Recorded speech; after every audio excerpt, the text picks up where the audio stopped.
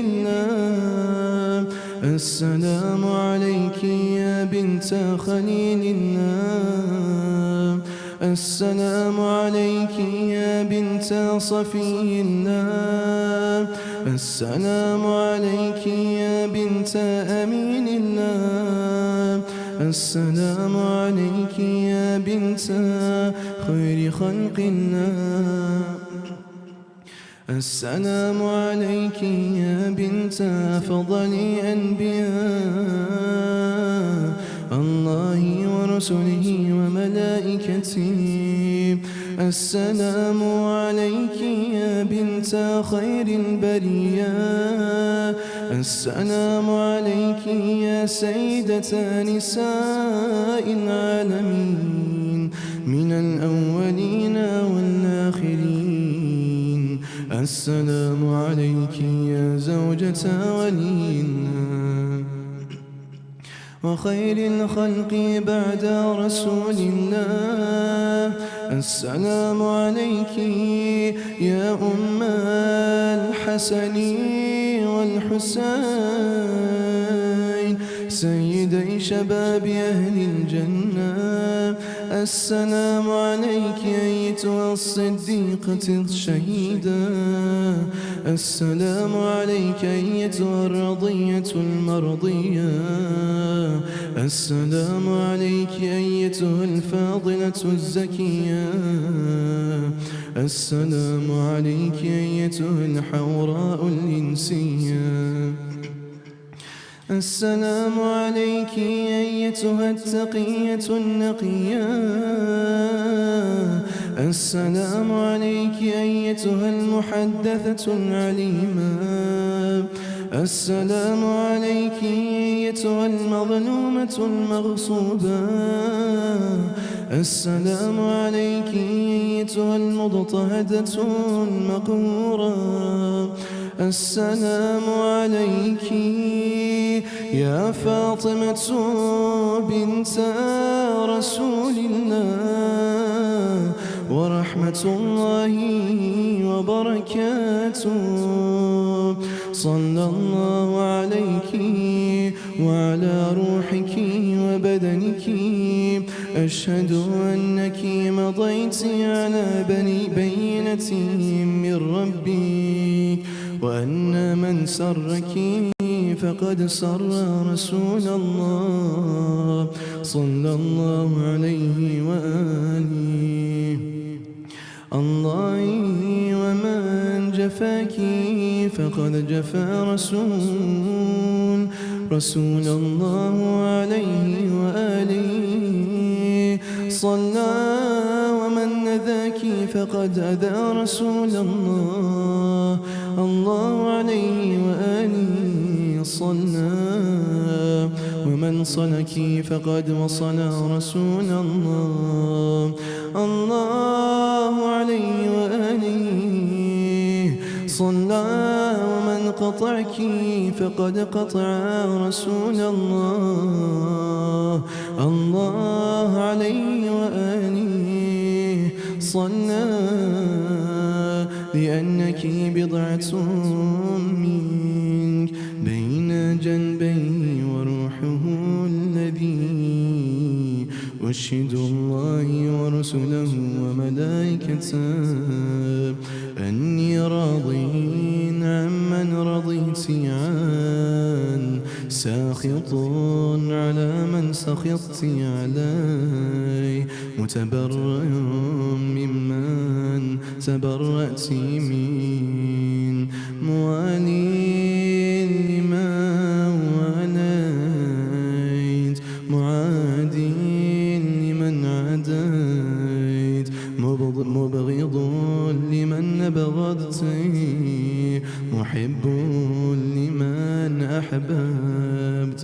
وكفى بالله شهيدا وحسيبا وجازيا ومثيبا.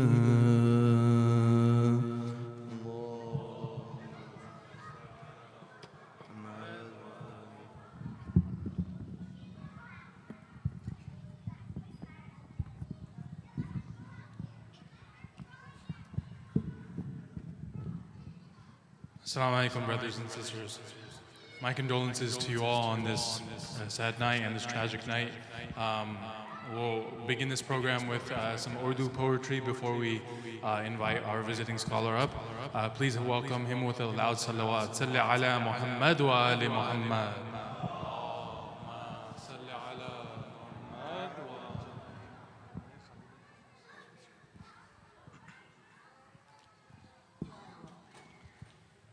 Assalamu alaikum everyone. I'll be reciting short poetry in Urdu. Please recite Surah Al-Fatiha for tonight's sponsors, marhumeens, and all your marhumeen, inshallah.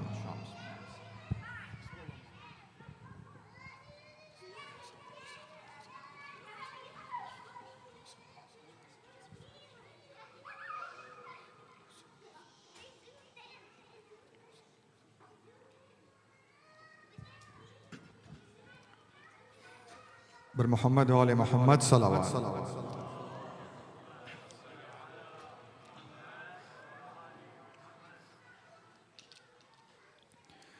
और कुछ दिनों घर में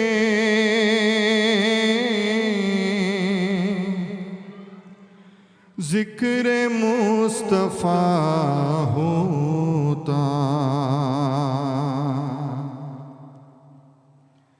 और कुछ दिनों मातम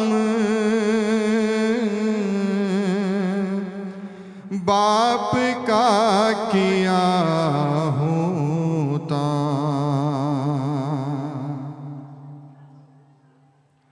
और कुछ दिनों घर में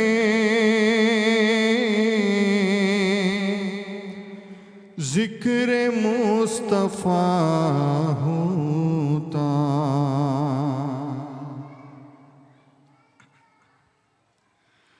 ज़ख्म दिल तो पिन्हा थे,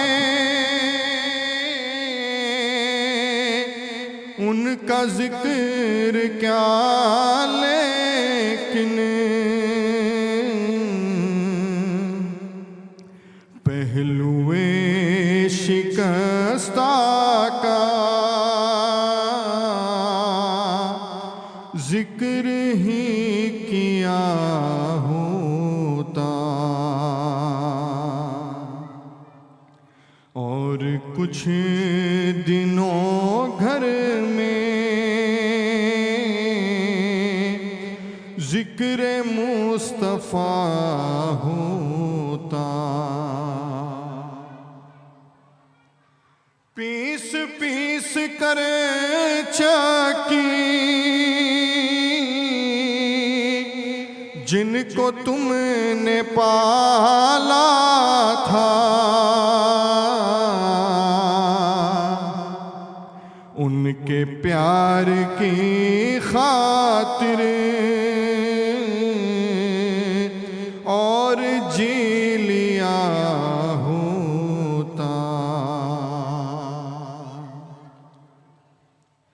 रोने वाली कुनबे की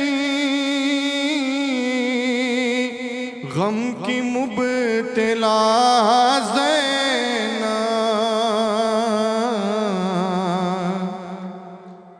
हाथ उसका भाई के हाथ में दिया होता। कौन जाने क्या होगा कूफियों की सरहद में, बाजुओं पर ज़ैनब के याली लिखा होता। पीस पीस कर चाकी जिनको तुमने पाला था,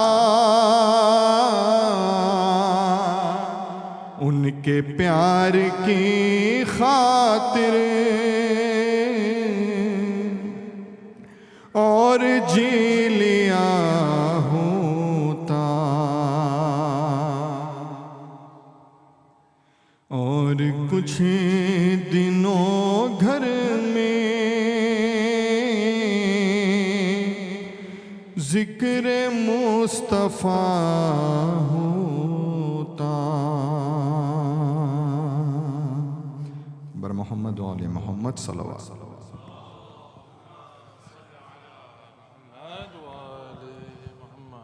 Jazakallah. Please recite another loud salawat for Brother Ali Haider Bhai. Salawat.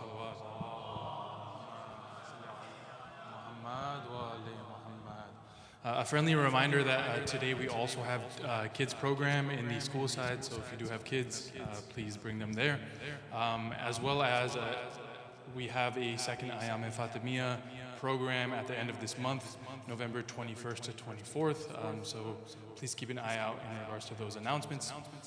And with that, I'd like to welcome our visiting scholar for his final night with us, Sayyid Shan Abbas, with a loud salawat. Salli ala Muhammad wa ali Muhammad. Allahumma salli.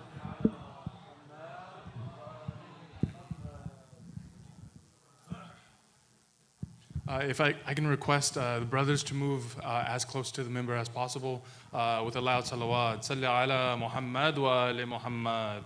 Allahumma salli ala Muhammad wa ali Muhammad. Thank you.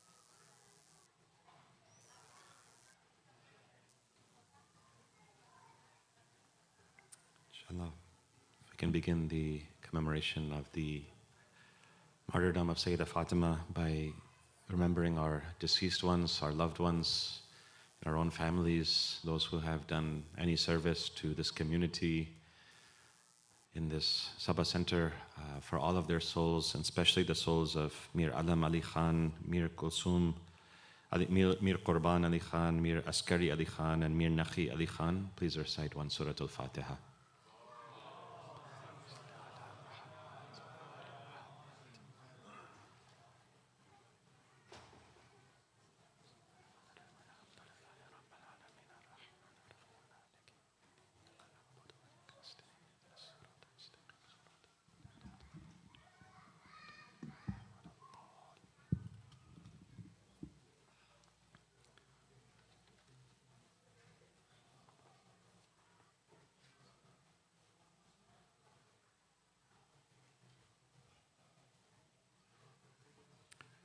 أعوذ بالله من الشيطان الرجيم. بسم الله الرحمن الرحيم. الحمد لله رب العالمين بارئ الخلائق أجمعين فاطر السماوات والأرضين والصلاة والسلام على سيدنا ونبينا وحبيب قلوبنا وطبيب نفوسنا أبي القاسم المصطفى محمد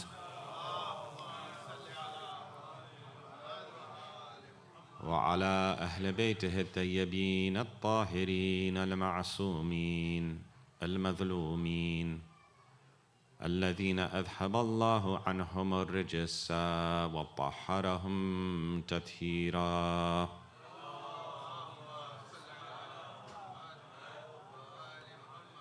ولعنة الدائمة على أعدائهم أجمعين من الآن إلى قيام يوم الدين.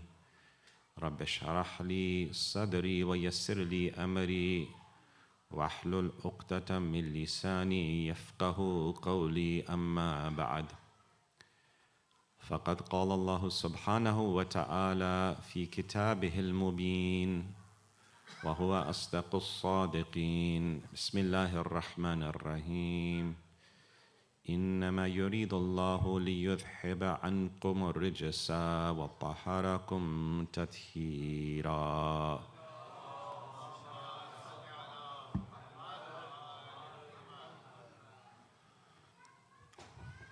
Dear Mu'mineen and Mu'minat, Salamun Alaikum Jami'an wa Rahmatullahi wa Barakatuh. I would like to extend my condolences first and foremost to all of you on the nights of Aza in commemoration of the martyrdom of the Lady of Light, the one who is mentioned in the Holy Quran. I would also like to give my condolences to the family of the deceased brother that sadly I've learned about, although I'm visiting, people shared this news that there was a sad and tragic death in the community of one of the younger and very active members of our community here. So I would like to give my sincere condolences to his family and friends that are here. It's always difficult when we lose someone, especially someone that is that age in tragic circumstances. May Allah subhanahu wa ta'ala accept all of his good deeds and overlook any shortcomings and make his transition to his eternal abode easy for him, inshallah. And may his family carry on his memory and his legacy and continue to do good deeds in his name. Please recite a salawat.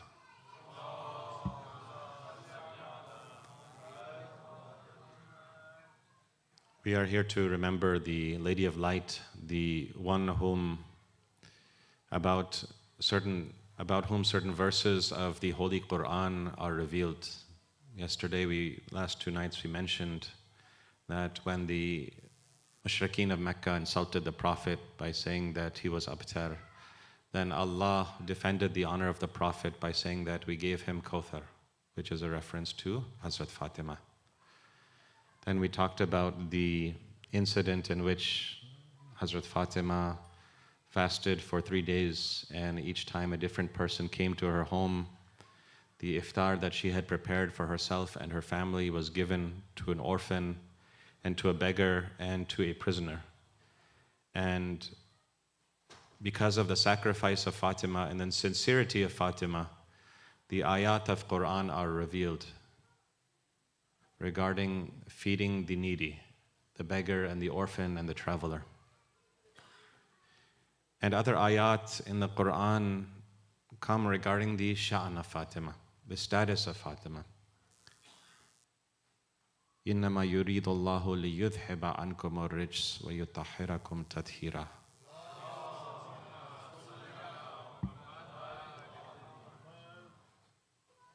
Oh Allah, Allah also only desires to keep impurity away from you, O people of the house, and to purify you with a thorough purifying. Which is a reference to the Ahlul Bayt. Another ayah that could be mentioned is the event of Mubahala, in which the Prophet challenges the Christians of Najran regarding the uluhiyat and the divinity of Prophet Isa alayhi salam. And when they agree to engage in a mutual cursing, the Prophet tells the Christians of Najran that you bring your family and I will also bring my family. Allah subhanahu wa ta'ala commands him to bring his sons and his women and himself. And when the Prophet is commanded to bring his women, although he had other individuals such as his wives he could have he brought Hazrat Fatima. Please recite salawat.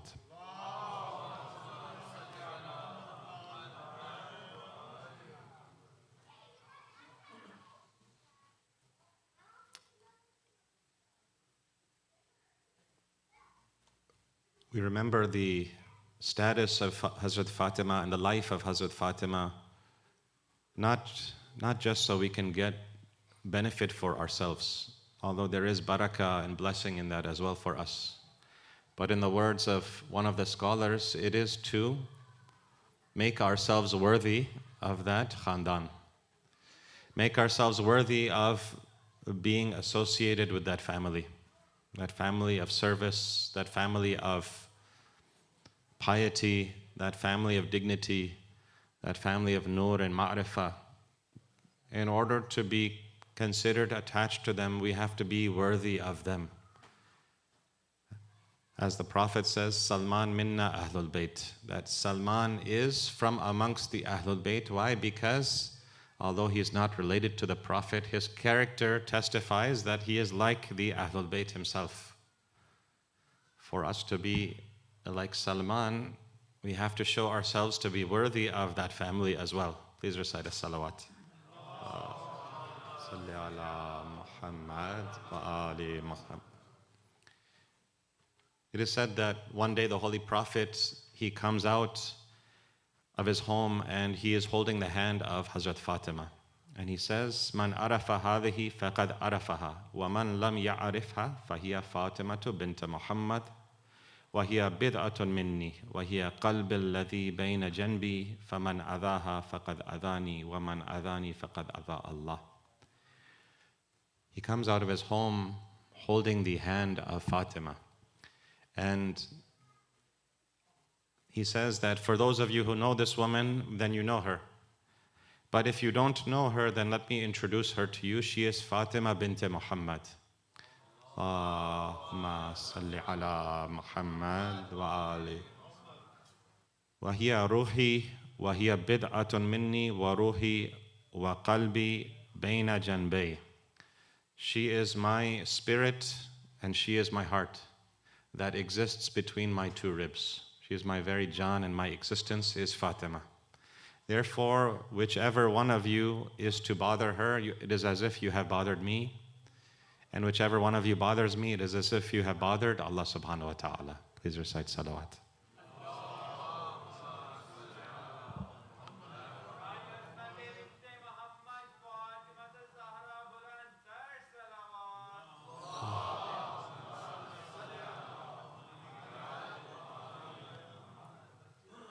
Regarding the married life of Fatima, we spoke a little bit about the simplicity with which her and Amir al-Mu'mineen lived. In fact, it's narrated that when the Prophet comes to the home of Amir al-Mu'mineen, he asks her that, how did you find your wife? How did you find Fatima? And she said, Amir al-Mu'mineen responds to the Prophet by saying, she is ni'mal aun ala ta'atillah. She is the best helper in the worship and obedience to Allah subhanahu wa ta'ala. Salli ala Muhammad wa ali. Which shows you also not just the status of Fatima, but the relationship that the two of them had. That the description that Amir al-Mu'mineen gives is not regarding the wealth of Fatima. It is not regarding the beauty of Fatima. It is not regarding the intellect of Fatima. It is regarding her being a helper on the path to Allah subhanahu wa ta'ala. Ni'mal aun ala ta'atillah. Which shows you what the value was in their relationship. Otherwise, why would Amir al-Mu'mineen describe her that way? The Prophet asks Amir al-Mu'mineen the same question, how did you find Fatima? He asks Fatima the same question, how did you find Amir al-Mu'mineen? And she says, وَهُوَ خَيْرُ بَعْلًا. And he is the best husband that I could ask for. He is the best husband. Amir al-Mu'mineen says that in my married life with Fatima, not once did she displease me. In fact, whenever I looked at her, I would look at her and my sorrows in my life would be relieved. This was the relationship that they had. Now think about sometimes when we think about our marriages and the challenges that we face, right? We are very far from this status, this level. To say that when I look at my spouse, then my sorrow is relieved. Right? This was Amir al-Mu'mineen's description of Fatima. But even leaving that aside, could we say that my wife is ni'mal aun, or my husband is ni'mal aun ala ta'atillah? He is the best aid in the worship of God. This is how they thought of marriage. Regarding the spiritual status of this lady, we mentioned yesterday that there's narrations that state that her ibadah was so intense that when people saw her after she engaged in worship of God, her feet were swollen. Imam Hassan alayhi salam on a Thursday night, when he is young, he observes her engaging in ibadah. And when he observes her, he only has one question after this long period of ibadah until the sunrise, in which he observes her engaging in various acts of worship towards God. He says, "Dear Mother Fatima, this entire time I saw you doing ibadah, but you didn't pray for us.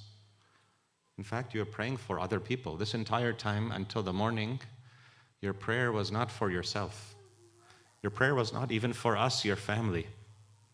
And she said that is because in Islam, the neighbor or the other comes before the self. What other proof do we need to have for the spiritual status of this lady? When her son, who is also Masum, observes her in ibadah the entire night, and not once does he narrate that she was praying for herself or for her own family. Rather, her ibadah was directed for the benefit of the Muslims, which is an indication of her status. For you and I, we start by praying for ourselves. That's a normal thing to do. For Hazrat Fatima, that was the opposite of what was normal. What was normal was to pray for the community first, to put others before self. Please recite a salawat.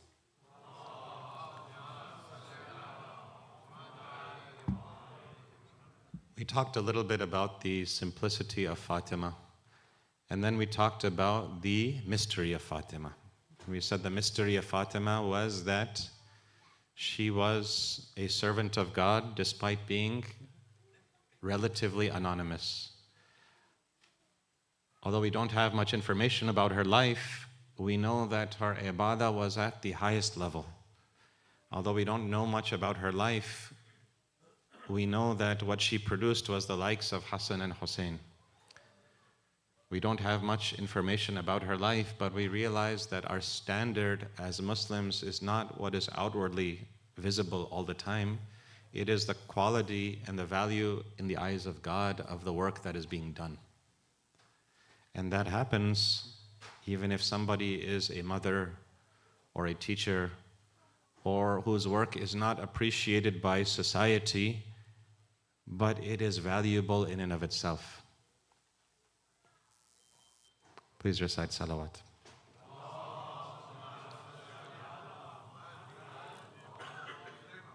I would like to speak a little bit today about a few more qualities of Hazrat Fatima, and this is her ithar and sacrifice, as well as her scholarship. This is also very important to understand. Fatima as a learned woman, and Fatima as someone who engaged in ithar, in self-sacrifice. And then once I do this, I hope we can understand this expression, that what I mean when I say that we have to consider ourselves and make ourselves worthy of being followers of this house. It's narrated that one day the Holy Prophet was sitting in the mosque, and after the prayer concludes, he's sitting with some companions, and an old man comes to him. And the man comes to the Prophet and says, "O Prophet, I am hungry. Can you feed me? And can you provide me with some better clothes? Because the clothes I have, they are in a bad state. Can you provide me food? And can you provide me some better clothing?" He goes to the Holy Prophet. Now listen to the response of the Prophet. The Prophet says, "I don't have anything at the moment, but go to the house of Fatima. Go to the house of Fatima." The Prophet directs this man who is hungry, who is needy, who is going to the Prophet for fulfillment, to the house of his daughter Fatima.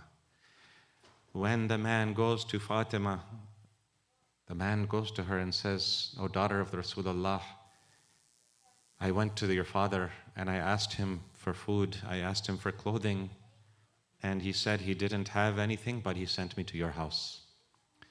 Fatima looks and she has nothing to give him except for what? the bed of Hassan and Hussein. The bed that Hassan and Hussein are sleeping on, according to a narration, it is a very simple bed made of the hide of an animal. And she takes that bed from Hassan and Hussein and she gives it to the man.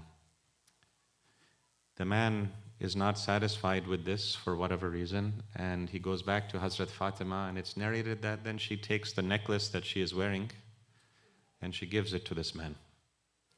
And she tells the man that go sell this necklace and you will have enough to provide for your needs. Please recite a salawat.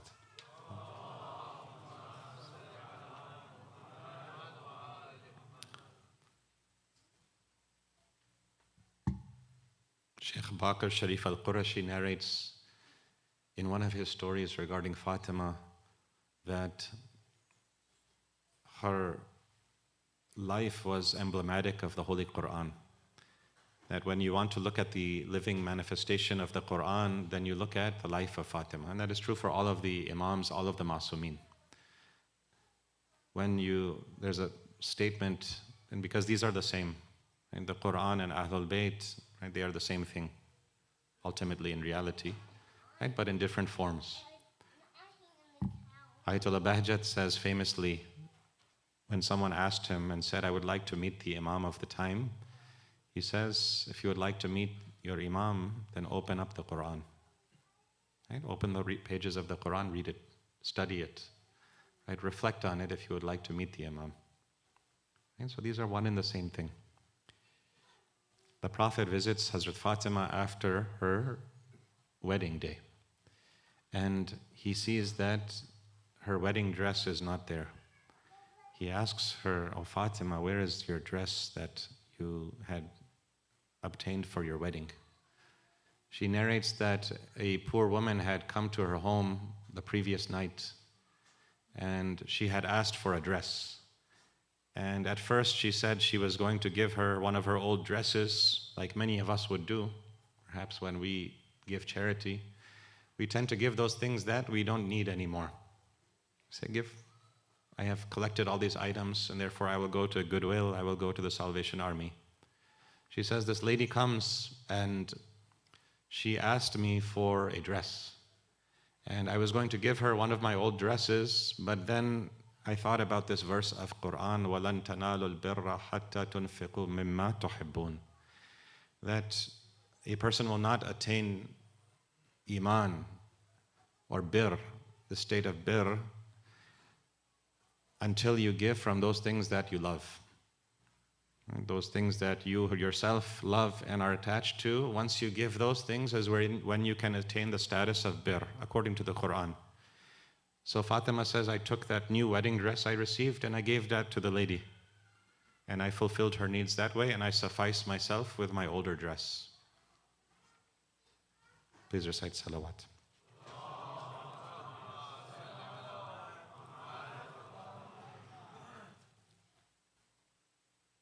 See, her charity and her giving, it was not for just herself, right? It was not just for her own family. This is a lesson for all of us in the community, and especially those sisters who are working really hard to serve the community. Sometimes we don't appreciate their efforts.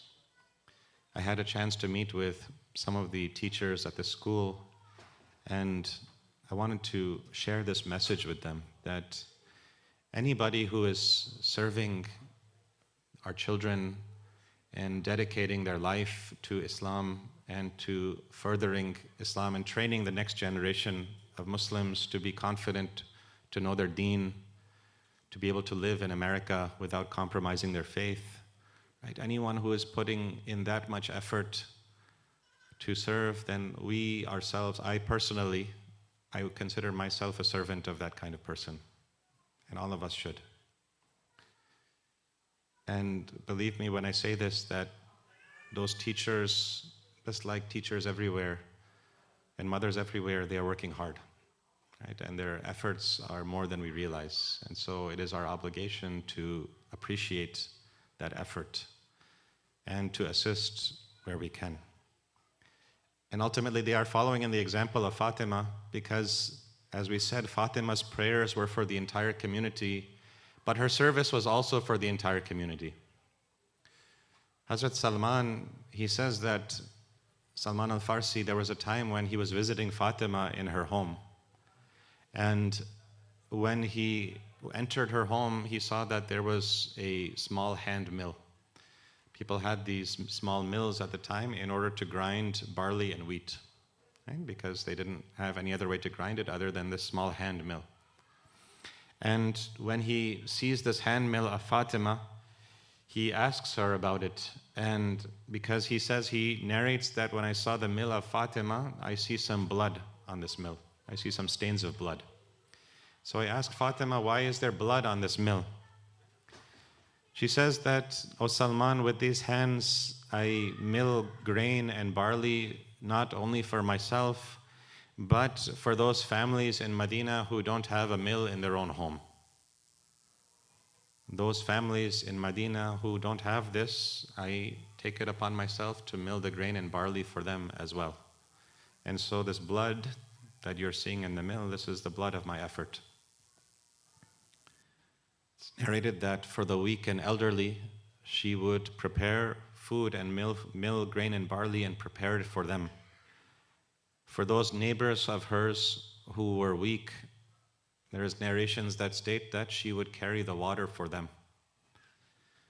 It's narrated that she would weave the clothes of her children with her own hands. The clothes that Hassan and Hussein and Amir al-Mu'mineen wore were woven by the hand of Fatima. This is the sacrifice and service of this lady.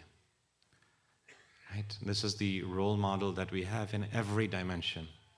If we look at it from her ibadah, to her service, to her scholarship, to her simplicity, her personality is that multi-dimensional personality, and all of these factors, they come together. For most of us, we would think that a woman or even a man who is engaged in ibadah, he cannot be engaged in family life so much. Someone who is engaged in family life, he cannot be so concerned with the affairs of the Muslims. But somehow in Fatima's life, these 3 points triangulate, and they come and form a harmonious whole. These are not contradictory to each other, they are complementary to each other in her life. Please recite a salawat.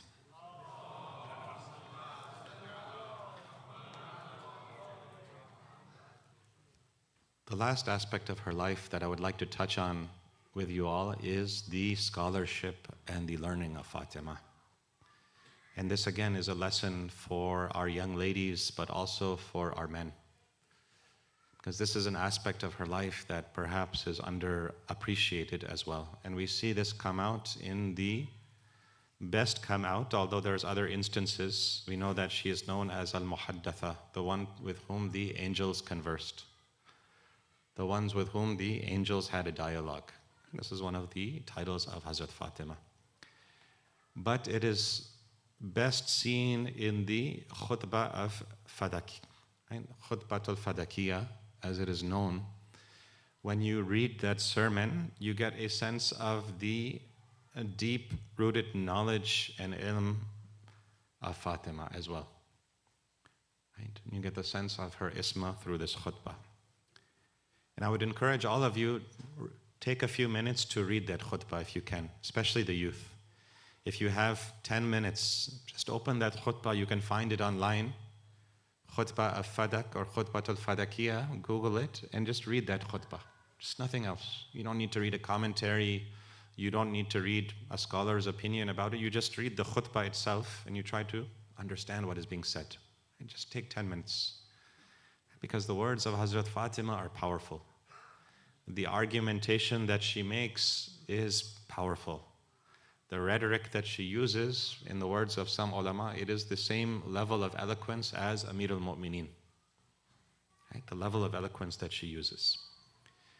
To give you some context to this khutbah, Fadak is a land outside of Medina that was, prior to Islam, it was managed and occupied by the Jewish community.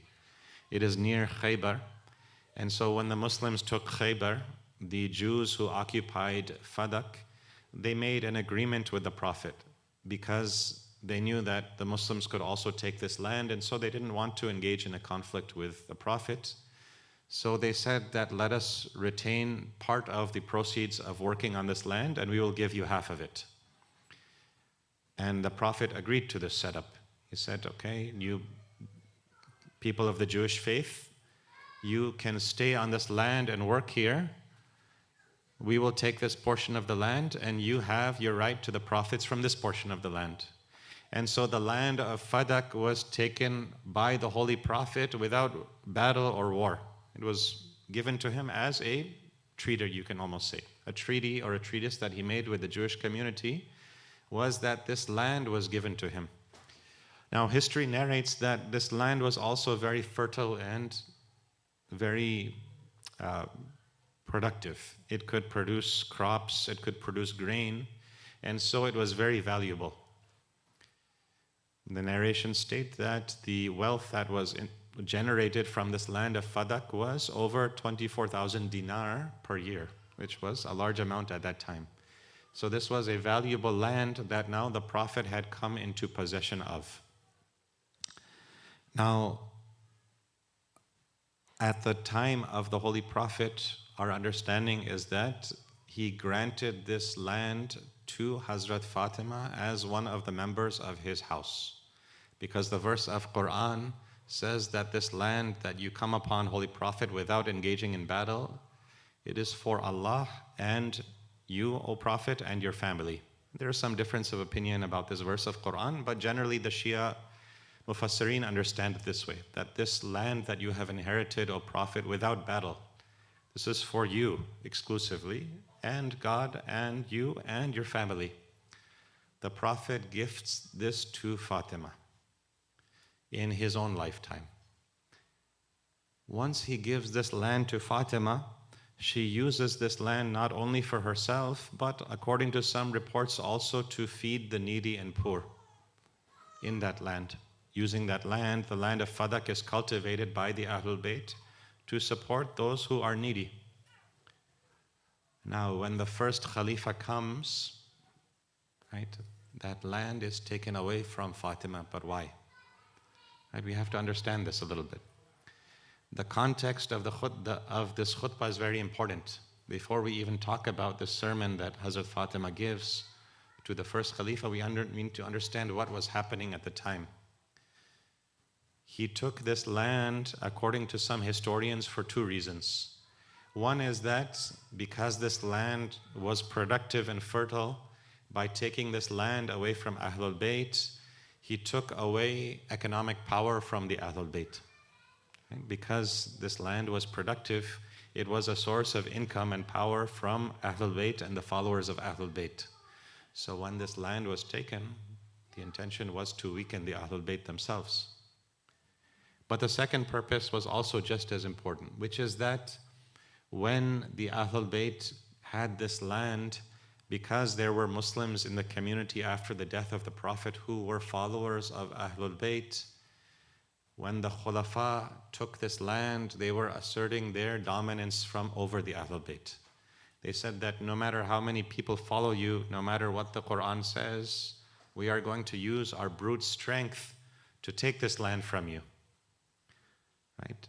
And nobody can do a thing about it. So as a way to assert their dominance over the Ahlul Bayt and to deprive the Ahlul Bayt of economic power, this land is taken from Hazrat Fatima. And this land retains significance even after the time of Fatima. At a certain point, one of the Umayyad Khulafa, he gives this land back to the descendants of Ahlul Bayt. He gives it to Imam Sajjad. And afterwards, it is taken again from the Ahlul Bayt, and then it is given back at the time of the Abbasid Khulafa. It is given back to the Ahlul Bayt, and then it is taken again from the Ahlul Bayt. Now, why does this land go through these iterations of being taken and being given, being taken and being given? It is because the land perhaps represented something greater than just the land itself. Perhaps the land represented the leadership of the Ahlul Bayt in the community. That whoever owned this land Right? They were seen as the A'imma, or the leaders, or the righteous leaders and rightful leaders of the Muslim community. And so this land goes back, it's back and forth between the Ahlul Bayt and others in the community. Please recite salawat.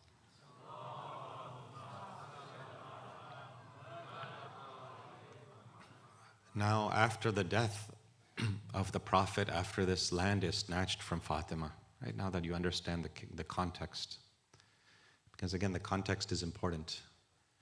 Now, when she gives this khutbah, she is close to the age of 18 or 20. Okay, so imagine a 20-year-old, for those of us who are in college and university, imagine a 20-year-old giving this khutbah. And this khutbah, it's narrated by some ulama that the way that it is retained in history is that the Ahlul Bayt and the followers of Ahlul Bayt, they teach it to their children. After Hazrat Fatima recites it in front of the first Khalifa, those who are present, they memorize it, and the Ahlul Bayt, they teach it to their children and have them memorize this entire khutbah. This is the importance of the khutbah of Hazrat Fatima. She goes to the mosque of the Holy Prophet accompanied by other women in her family and others in her household, and she begins a khutbah in front of the first Khalifa. You have to understand also at this time the age of Fatima and her position as a woman who was coming in full hijab, and the position of the first Khalifa. That at this time, Abu Bakr was a senior individual in age, much senior to Fatima. And number two, in the eyes of most of the Muslim community, he was a very esteemed individual as well.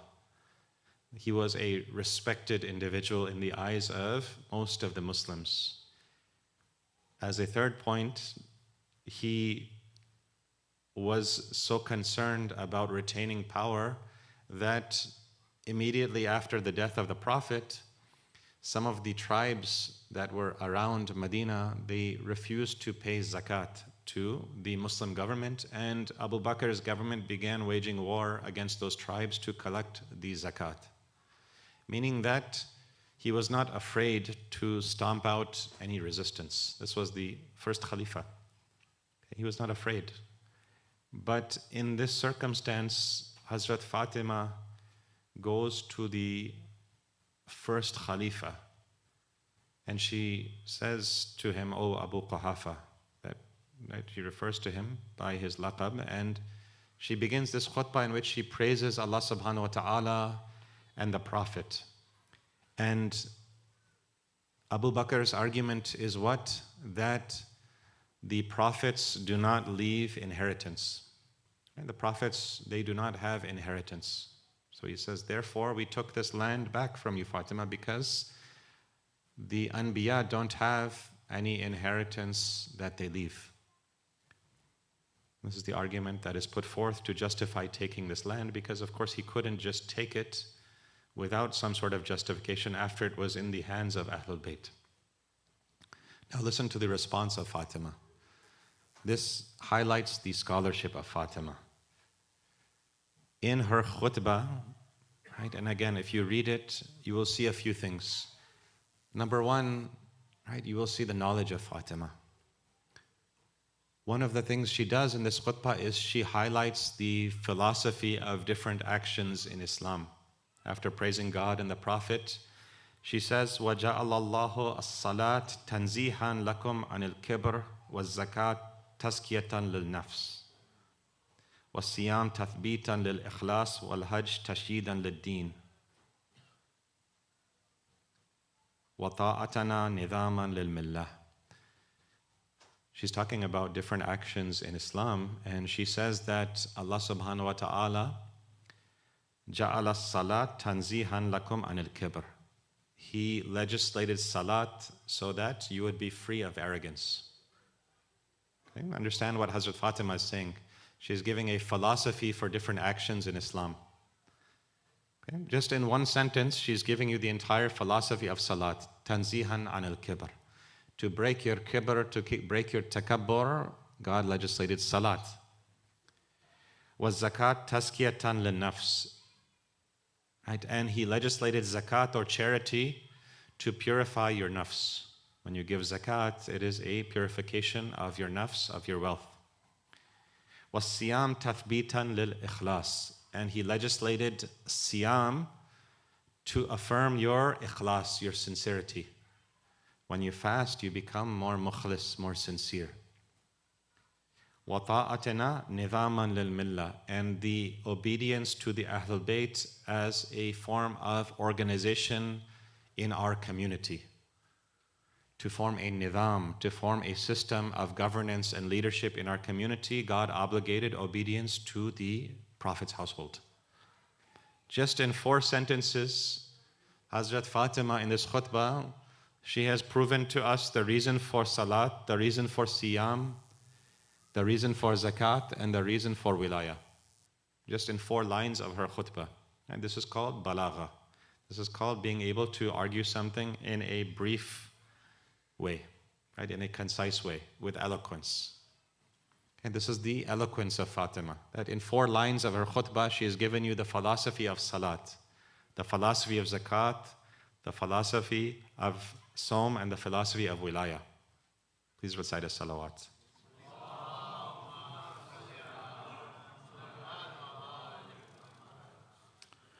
And when it comes to argue this point that the prophets do not leave inheritance, listen to the response of Fatima. Right? The first Khalifa says, the prophet does not leave an inheritance, so who are you to come here to claim this wealth? She says, أَفَحُكْمُ الْجَاهِلِيَّةِ يَبْغُونَ وَمَنْ أَحْسَنُ مِنَ اللَّهِ حُكْمًا لِقَوْمٍ يُوقِنُونَ أَفَلَا تَعْلَمُونَ. Do they seek the judgment of other than God? She brings an ayah from the Holy Quran. Oh, you first Khalifa, are you seeking a judgment other than the judgment of God? Meaning what? Meaning now she starts to bring ayat of the Quran in support of her view. وَوَرَثَ سُلَيْمَانَ دَاوُودَ. And Sulaiman, this prophet of Bani Israel, who was very wealthy and had a kingdom, did he not inherit Dawood? That is a verse of Quran. So she tells the first Khalifa, you who say that the Prophet said that the prophets don't leave inheritance, have you read the Quran? فَهَبْ لِي مِن لَدُنْكَ وَلِيًّا يَرِثُنِي وَيَرِثُ مِنْ آلِ يَعْقُوبَ. And then Hazrat Fatima says, Zakaria, Hazrat Zakaria prayed, give me a warith, give me an heir, who can inherit me and inherit the family of Yaqub. She says, oh first Khalifa, did you not read that verse of Quran in which Hazrat Zakaria prayed for a warith, prayed for somebody to inherit him? You who are telling me that the Prophet said that the prophets don't leave an inheritance. وَإِن تَرَكَ خَيْرًا الْوَصِيَّةُ لِلْوَالِدَيْنِ وَالْأَقْرَبِينَ بِالْمَعْرُوفِ حَقًّا عَلَى الْمُتَّقِينَ. And the Quran says that if a person leaves behind any property, he should make a wasiyah for his parents and his relatives. A few days after the death of the Prophet, look at how Hazrat Fatima is arguing with the first Khalifa. Her argument is based on rationality and the Holy Quran. It's not going outside of the Quran. She's bringing her proof and evidence from within the holy book itself, which shows you her knowledge of the book, which shows you her ma'rifah of the book, that a few days after the death of the Prophet, this lady is able to bring istidlal from the Holy Quran itself. When you say that this narration is said by the Prophet, let me give you 5 ayat from the Quran that disprove your point. Please recite a salawat.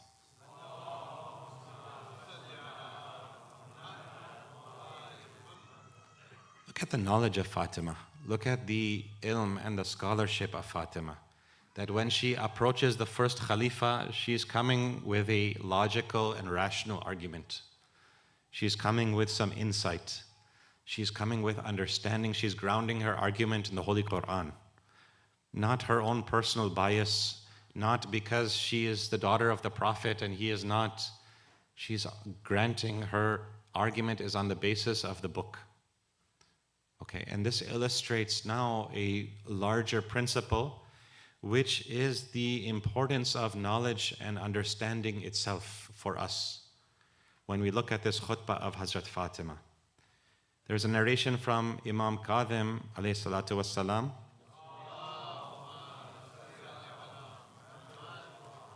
He says, Ya Hisham, nusib al-haqqu li ta'atillah, wa la najata illa bil-ta'ah, wa ta'atu bil-ilm, wal-ilm bil-ta'allum, wa ta'allum bil-aql, al-aql li-yu'taqad. Oh Hisham, he says, Imam Kazim says, that haqq was established so that God would be worshipped. And there is no salvation for anyone, la najata illa bil-ta'ah. There is no salvation, la najat illa bi-ta'ah. Nobody will have najat except through ta'at of Allah, through worship of God. What ta'atu bil-ilm, and that worship is through ilm. Wal ilm bit-ta'allum, and that ilm is through ta'allum, through learning. Right? That knowledge, there is no salvation but through worship, Imam says. There is no worship except through knowledge. And then he says, there is no knowledge except through learning. وَالْعِلْمِ بِالتَّعَلُّمِ وَالتَّعَلُّمْ بِالْأَقْلِ لِيُعْتَقَدْ. And learning is through a fortified intellect. Right? A aql liyu'taqad, in the words of the Imam, right, is that which will lead you to learning. Right? There is no najat except through ibadah. There is no ibadah except through ilm. There is no ilm except through ta'allum. There is no ta'allum except through al-aql liyu'taqad. Okay, so what is the Imam saying here? Right? The Imam is saying that your salvation depends on your ibadah. But your ibadah depends on knowledge. Your ibadah, it also has a relationship to ilm. At the very least, you need to know why you are doing what you are doing when you engage in ibadah. It is not just a blind ritual that we are engaging in. In order for our ibadah to be real ibadah, there has to be some ilm and ma'rifah coupled with that ibadah. You need to understand why, right? The why of what you are doing, who you are worshipping. How do you get that ilm? Through ta'allum, through learning and through study. Okay? That ilm which comes, right, and fortifies what? That learning that comes and fortifies al-aql al-yu'taqad. The aql that is fortified. Okay? Please recite a salawat.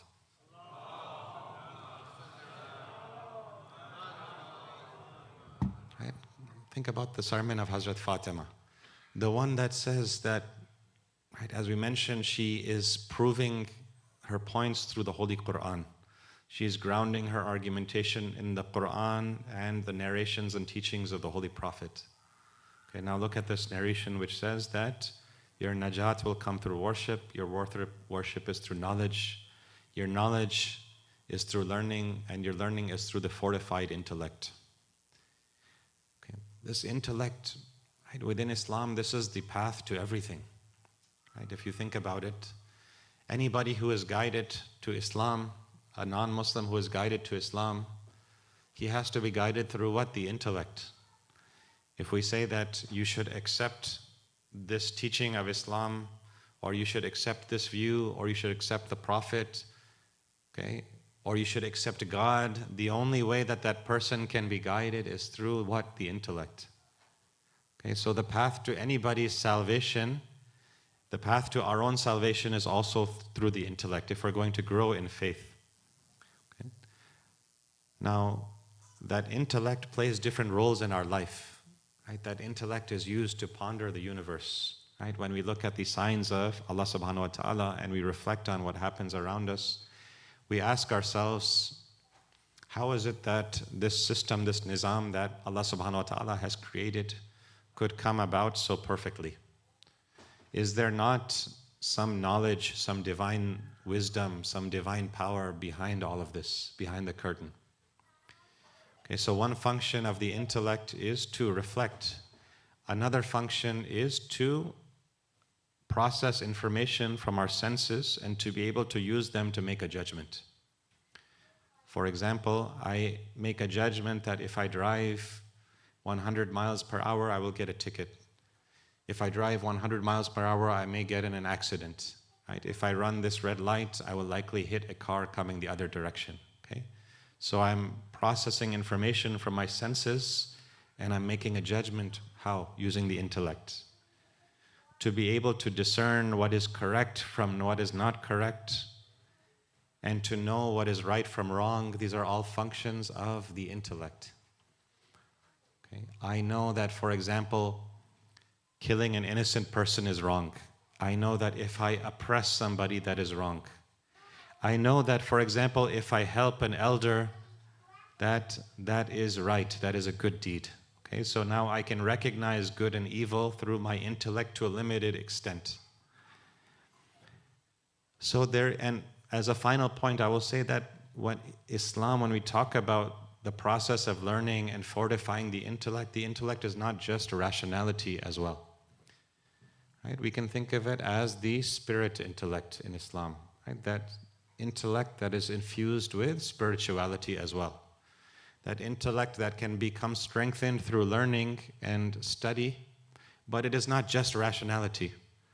Because otherwise, if it was rationality, then we would say that the most aqil person, the person with the highest intellect, is maybe someone like a Steve Jobs or an Elon Musk, right? These people that have invented, right, things and been very successful using their rationality, but perhaps not for the best means. Although they have still accomplished things, we would say that these are the most intellectual or most aqil of people, but that is not what Islam intends by the intellect. It is not just rationality. It is the spirit intellect, which is that intellect that is infused also with spirituality. But why is this important that we engage in this process of learning and scholarship? Just as Hazrat Fatima, we see this example in Khutbatul Fadakiyah, why is it important for us? Because if we don't have that in our iman, then that iman will come and that iman will go. Especially for the parents out there, it is very important that we are continuing to learn and get a deeper understanding of Islam. One of the things that's very, very important for us living here in the West is continuing to have a process of gaining knowledge about Islam. Whether that is a course that we are taking here in person, or whether that is something we are listening to online, or a book that we are reading that we can refer to a scholar for questions about, it is important that we are continuing to grow in our understanding. Because if we don't have that, and if we don't give that to our children, then that Islam that we are giving them, right, it won't stick. Right? It won't have an anchor. It can come just as fast as it can go. When that child goes to university, the questions that he will be asked are, for example, why do you believe that there is something behind this material world? Why do you believe that there was a man in Arabia who lived in the 7th century who received communications from the divine? Who was this person? What is your evidence that he was a divine individual? Could you not characterize him as just a political leader? Right? These are the objections that will be brought. How would you prove that Islam is a superior religion to these other religions that exist out there? These are all questions for the intellect to answer. And we need to work on getting answers to these questions even at a basic level. One of the things we can say, for example, if someone asks us this question, is to say that, well, look at the teachings of some of the other religions at a basic level. Does it make sense to you that, for example, God selected a certain group of people as His chosen people, as one prominent religion believes? That these people have more rights than anyone else in humanity, and not only that, they have the right to oppress and dominate and steal land from other people because they are God's chosen people. Does that belief, does that accord with what we understand God to be? Does that make sense with what we understand the divine to be? Does it accord with our understanding of God that we believe that God's Son died for all of our sins, and therefore, as many people believe, regardless of what you do in your life, your salvation is guaranteed. Regardless of your actions, because you've accepted Jesus as God's Son, and so therefore it doesn't matter what you do. Right? Is that a rational belief that accords with the justice of God? These are just some points that we can raise with our children if they ask this kind of question. Okay? But the important point that I'm trying to drill home is that we need to engage in this process of learning and scholarship at every level, right? At every level. We are far behind. When I talk to people in the community, I engage them with these things, and the answers that we get sometimes are not good. Okay, so we have to be able to provide answers to these basic questions at some level, and if we cannot provide the answer, then we refer to scholars to help us provide more detailed answers. Please recite salawat.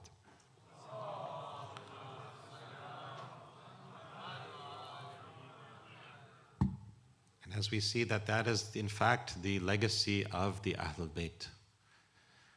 As much as we talk about the faza'il of the Ahlul Bayt and the knowledge of the ithar of the Ahlul Bayt, the sacrifice of the Ahlul Bayt, the bravery and the standing against injustice of the Ahlul Bayt, one of the greatest legacies of the Ahlul Bayt is their knowledge and their teaching. Right? And as a community, we honor that legacy by learning and teaching ourselves. And that was also the legacy of the Lady of Light. As we said in Khutbatul Fadakiyah, her arguments to the first Khalifa are grounded in Quran, are grounded in a deep understanding of the Quran from her memory. A short period of time after the death of the Prophet, she is able to bring the Quran and make these arguments, which shows her learning and her scholarship. Please recite a salawat.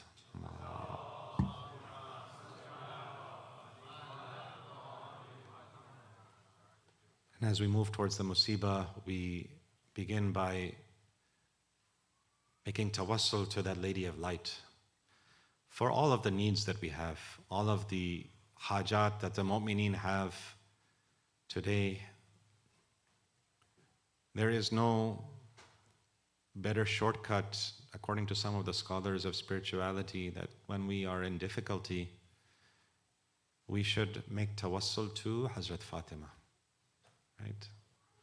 Specifically tawassul to Hazrat Fatima. All those mu'mineen who are in difficulty today, all of those who are having difficulty with their loved ones, with their spouses, with their husband, with their wife, with their parents, with their in-laws, with their children, their siblings, all these mu'mineen who have come in front of Fatima with their problems, all of them who are suffering from health issues in their physical health, all those who are suffering with mental health problems, with depression, with anxiety. Oh, Hazrat Fatima, you know the difficulty that we face living in this land where the shayateen are all around us. The shayateen and the enemies of God and the path of God surround us in every direction. The influences on ourselves are from every direction. So we ask you, oh Allah, by the right of Fatima, to make this path easy for us, to be able to carry this deen forward, right? By the right of Muhammad wa Ali Muhammad. Ya Fatimatu Zahra, Ya Binta Muhammad, Ya Qurrata Ayn Rasul, Ya Sayyidatana wa Mawlatana, Inna tawajjahna wastashfa'na.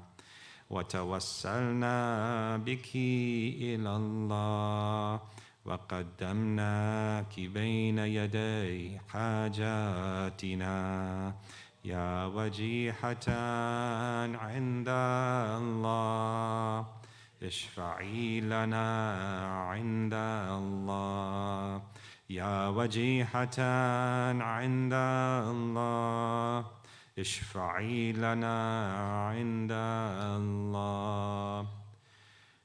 As we've said before, Fatima is given this moniker of Zahra due to her radiance. The light that comes from Fatima, according to different narrations, the residents of Medina, they experience a light in Medina.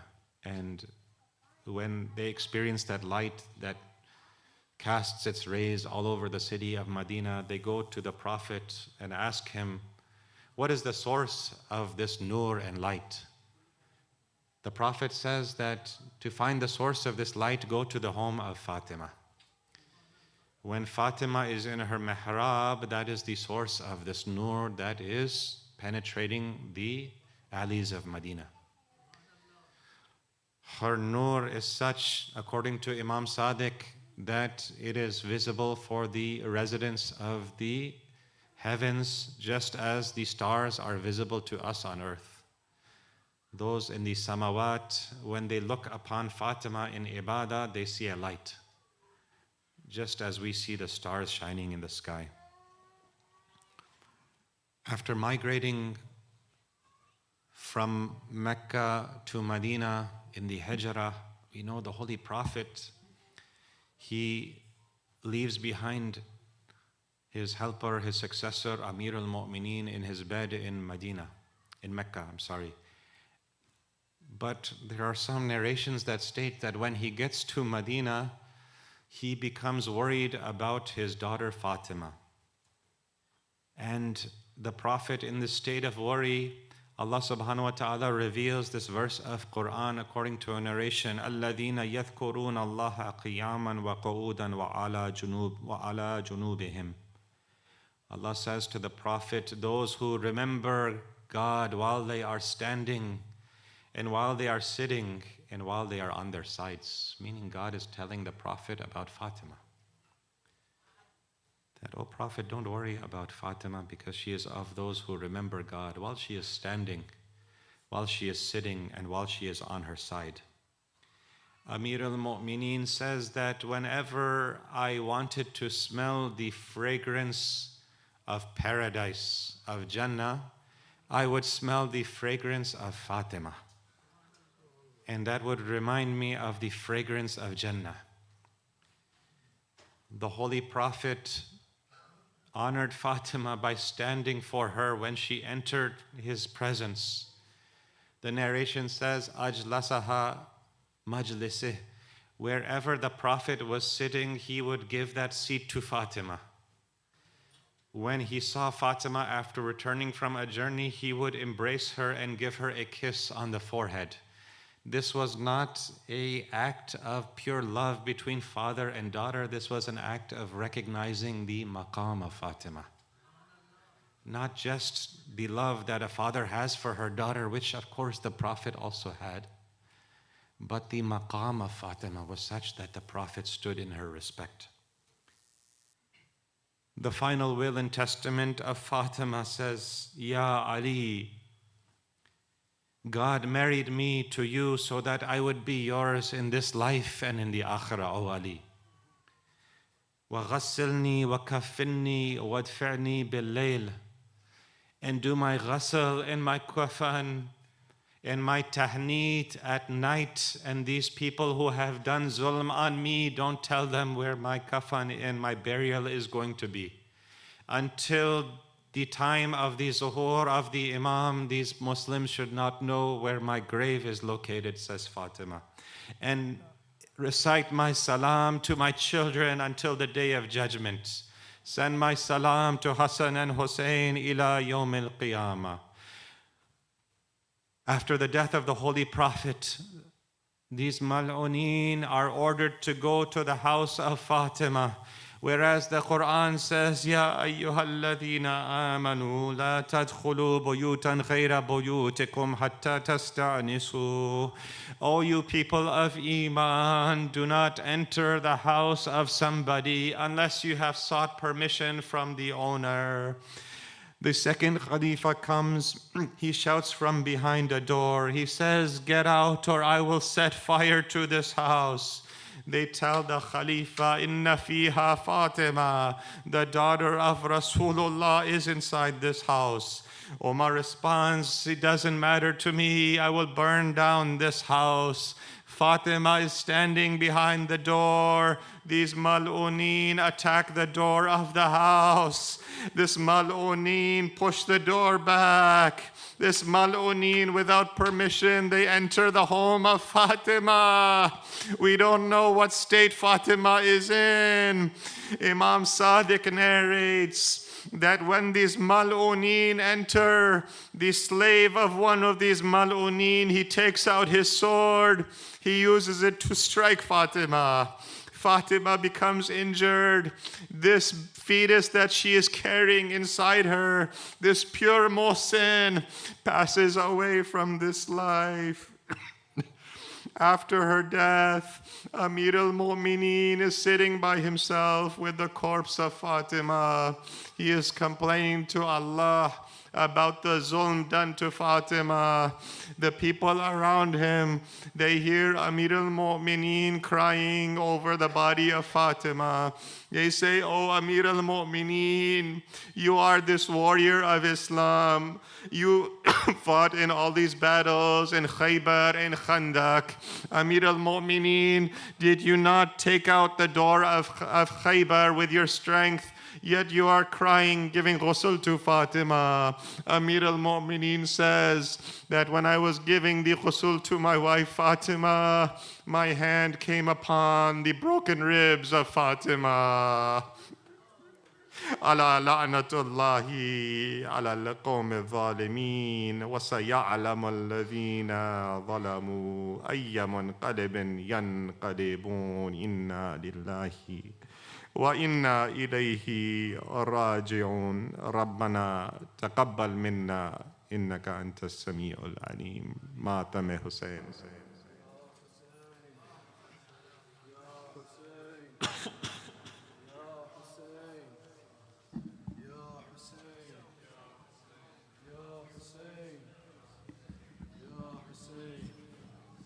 Ya Hussein. Can all the brothers please move forward for the lines from Alton? Ya Hussein. Ya Hussein. Ya Hussein. Ya Hussein. Ya Hussein. Ya Hussein. Ya Hussein. Ya Hussein. Ya Hussein.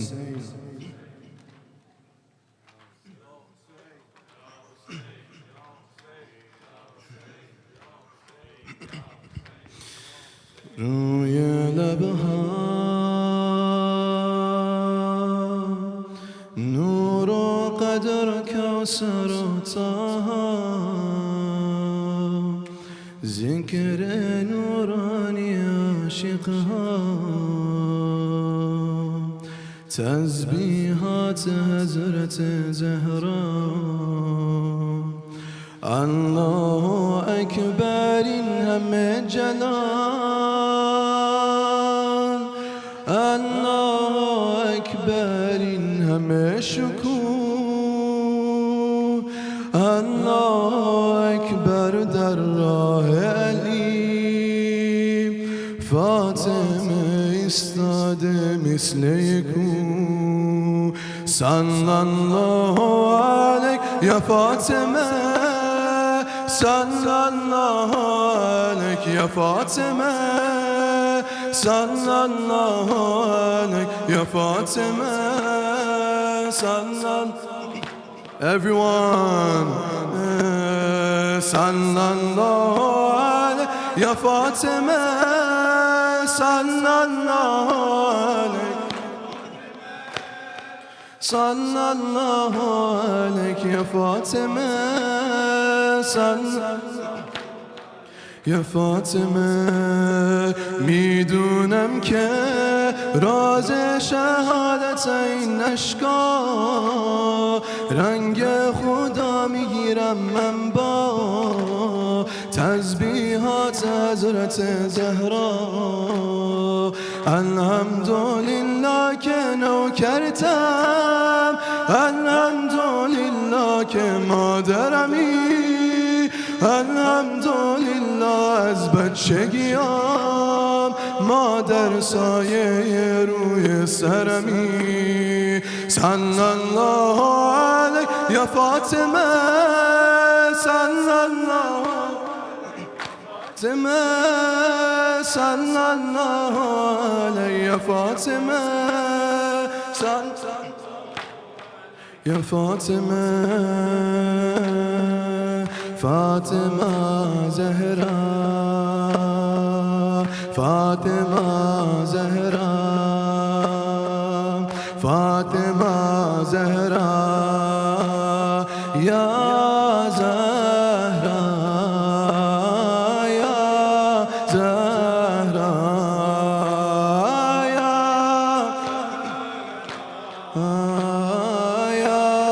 زهرا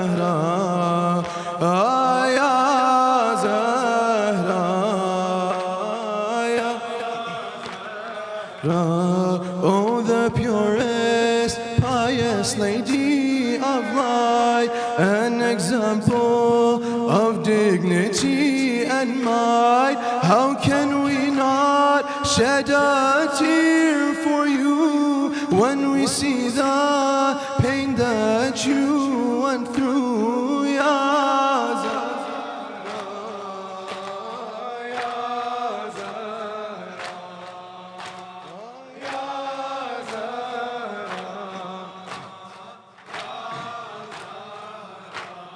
तुझको उम्मत ने यूं सताया है मर्ग मोहसिन पे भी रुलाया है तुझको बाबा के बाद उम्मत ने हाय दरबार में बुलाया है या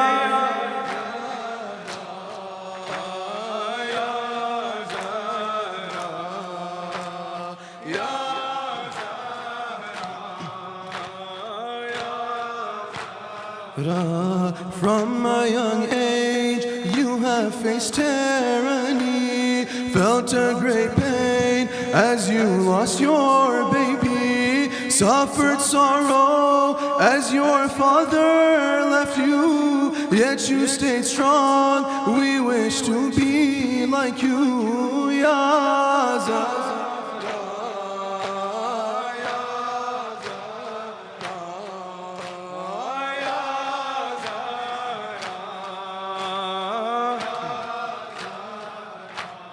बोली जहरा अली से या मौला गम ये मुझसे सहा नहीं जाता क़त्ल मोहसिन से बढ़ के मुश्किल था भर दरबार में मेरा जाना या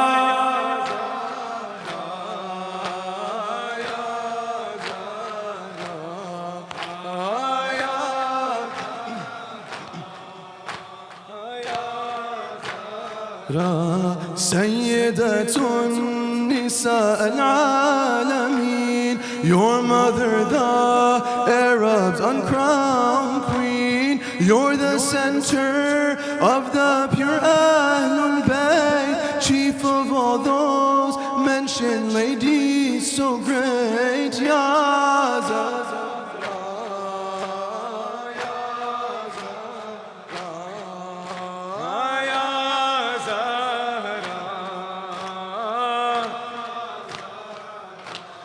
बाप का किस तरह से पुरसाले आग ले आए हैं वतन वाले जलता दरवाज़ा रोकने के लिए जख्मी हाथों में पड़ गए छाले या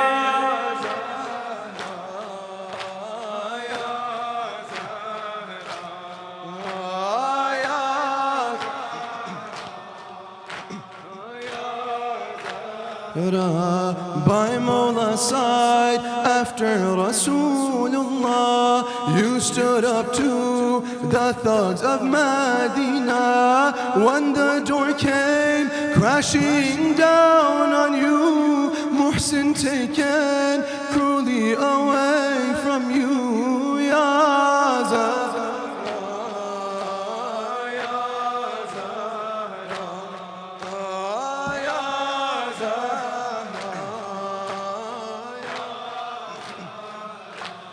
करबला में तेरी शबी बनकर अपने बाबा की जिंदगी बनकर तेरा बचपन है सकीना बीबी और जवानी है ज़ैनबे मुज़तैया।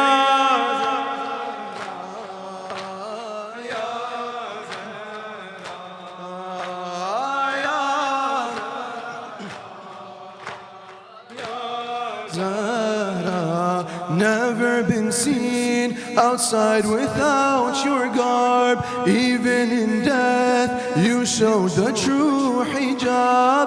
But your daughters, unveiled for all to see, also uncovered your son's headless body. Ya Zahra.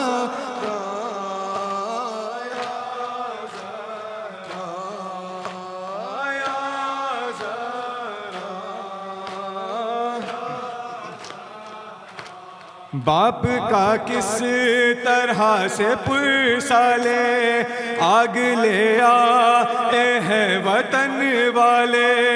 जलता दरवाज़ा रोकने के लिए जख्मी हाथों में पड़ गए छाले। या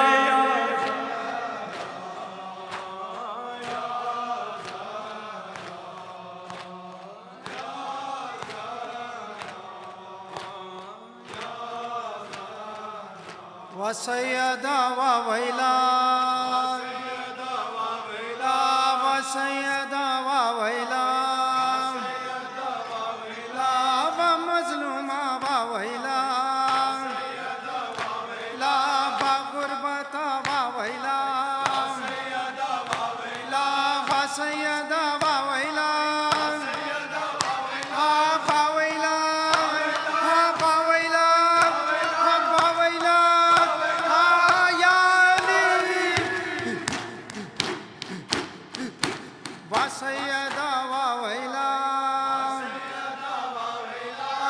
Syeda wa waila, wa gurbata wa waila, wa gurbata wa waila, wa masuma wa waila, wa waila.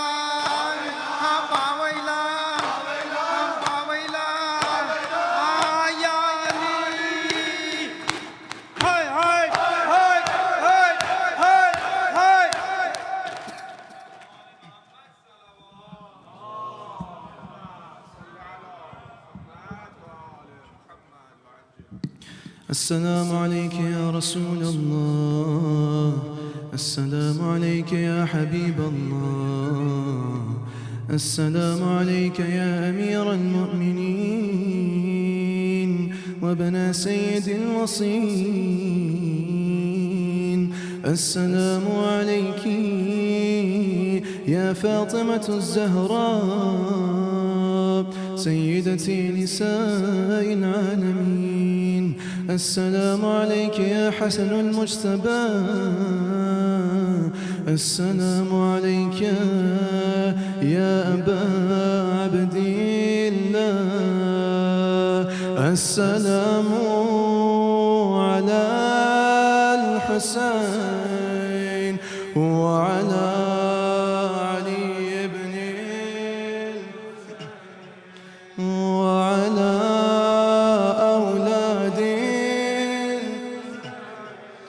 وعلى أصحابي وعلى وعلى 9 المعصومين من ذرية الحسين ورحمة الله وبركاته. السلام عليك يا صاحب الزمان، السلام عليك يا شريك القرآن، السلام عليك يا ركن الإيمان والإسلام.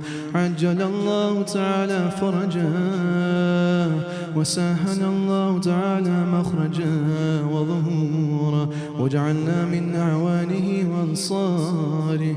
السلام عليكم ورحمة الله وبركاته.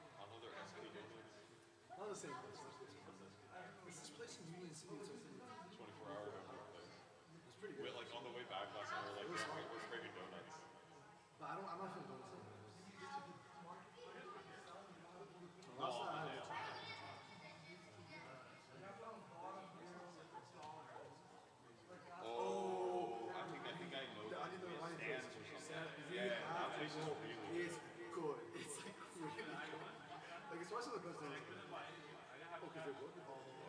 Yeah, you take cash?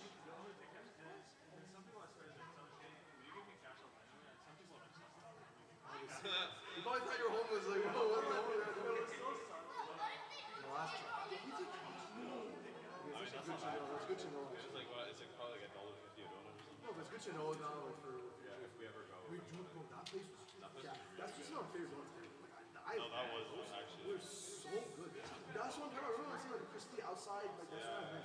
Like last night, like it wasn't crispy outside. It was like, Also, I think those we were getting donuts after. So you got to consider like when did he make those donuts? Like they're probably like near the end of the cycle. Stand or whatever the hell that place. You gotta go. That place. Dude, and then there was this. There's a whole lot of Thai place over there next to Moss. Yeah, dude, but these other reviews they were like. I haven't seen Moss. Next to Moss. Have you been to Moss, the Chinese? Moss is one of my favorite Chinese. In the Bay is the best Chinese food. Have you used the price? Go to Moss is. It doesn't. What is good at Moss? I actually ordered food. Well, Mexican, Middle Eastern fusion and stuff. This looks really good. It's actually solid. How many reviews? How many reviews?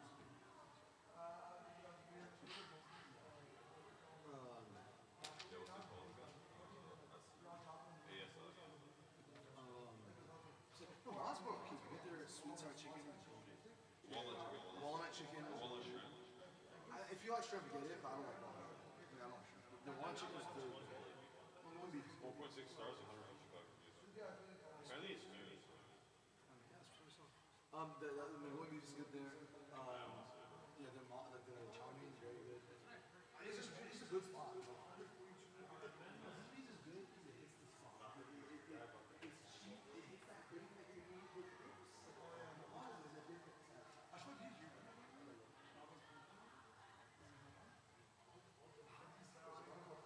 Zahra, Colorado. Yeah, all Queens and Moulana like pray for me. I got to police. I prayed. I was like, yeah.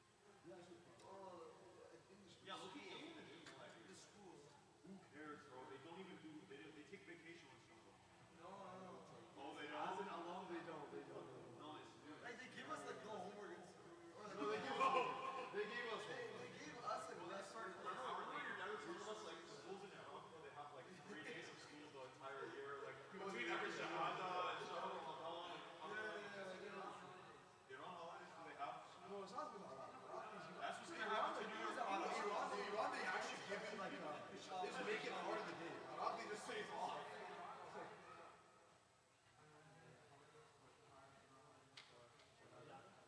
want to celebrate his